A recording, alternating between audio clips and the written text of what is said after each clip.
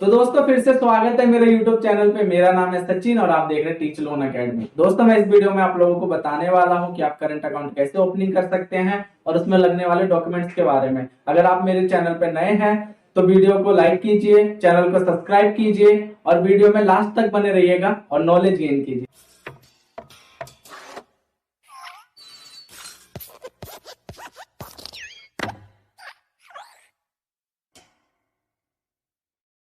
दोस्तों पहले मैं आप लोगों को बता दूं करंट अकाउंट ओपनिंग में लगने वाले डॉक्यूमेंट्स के बारे में। तो पहला आपका डॉक्यूमेंट लगता है कंपनी रजिस्ट्रेशन का, जिसमें आपका रजिस्ट्रेशन प्रूफ होना चाहिए, जैसे कि आपका ट्रेड लाइसेंस, शॉप लाइसेंस, गुमास्ता या फिर आपके पास जीएसटी होना चाहिए। दोस्तों जीएसटी होने के बाद ही आप करंट अकाउंट ओपनिंग करवा सकते हैं। उसके बाद आपका दूसरा आता है आपके पार्टनर्स के डॉक्यूमेंट। अगर आपके पार्टनर्स हैं, अगर आपके रजिस्ट्रेशन पे आपके पार्टनर मेंशन है, अगर आपका प्रोप्राइटरशिप ना होकर प्राइवेट लिमिटेड है या फिर आपका पार्टनरशिप फॉर्म है, तो उसमें आप लोगों को मेंशन करना पड़ेगा अपने पार्टनर के डॉक्यूमेंट्स भी। तो दोस्तों केवाईसी डॉक्यूमेंट लगेगा इसके बाद, जिसमें आपको अपने डॉक्यूमेंट्स के साथ अपने पार्टनर के केवाईसी डॉक्यूमेंट भी आपको देने पड़ेंगे, तब जाके आप कंपनी रजिस्ट्रेशन में आप करंट अकाउंट ओपनिंग कर सकते हैं। जो करंट अकाउंट है वो आपके बिजनेस के नेम से ओपन होता है, जिसमें आपके पार्टनर भी मेंशन होते हैं। कंपनी रजिस्ट्रेशन सर्टिफिकेट के बाद आप लोगों का लगता है केवाईसी डॉक्यूमेंट, जिसमें आप खुद का और अपने पार्टनर्स का आपको केवाईसी डॉक्यूमेंट देना पड़ता है।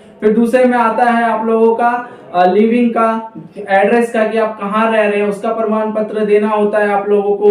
ठीक है, उसमें आप अपने ड्राइविंग लाइसेंस दे सकते हैं, इलेक्ट्रिसिटी बिल दे सकते हैं, वाटर बिल दे सकते हैं। फिर वहां का अगर आप रेंटेड हैं तो रेंट एग्रीमेंट आपको देना पड़ता है, आपकी कंपनी जहाँ पे है रजिस्ट्रेशन प्रूफ देना पड़ता है वहां का। तो ये सारे डॉक्यूमेंट्स होते हैं। दोस्तों एक चीज और जान लीजिए दोस्तों कि इसके आपके बेनिफिट क्या होते हैं। आपका करंट अकाउंट आपके बिजनेस नेम के नाम से ही खुलता है, ठीक है, जिसमें आपके बिजनेस से जितना भी ट्रांजैक्शन होता है वो आपके करंट अकाउंट में के थ्रू ही होता है। ये ऑनलाइन होता है या बाई कैश भी हो सकता है, ठीक है। तो सारा जो बिजनेस का अमाउंट होगा वो आपके करंट अकाउंट से ही शो होगा कि आपने कितने का बिजनेस किया है। दोस्तों जैसे कि मैंने आप लोगों को बताया है कि आपके इसमें रजिस्ट्रेशन सर्टिफिकेट लगते हैं, ठीक है। रजिस्ट्रेशन सर्टिफिकेट के बाद आपके इनकम टैक्स रिटर्न भी लगता है, आईटीआर, ठीक है। आईटीआर भी आपका लगेगा, ठीक है। इंडिविजुअल भी लग सकता है, अगर आप पार्टनर के बेस पे देना चाहते हैं तो पार्टनर का भी आईटीआर लगता है करंट अकाउंट में। आपके करंट अकाउंट में आपके बिजनेस का सारा ट्रांजैक्शन होता है,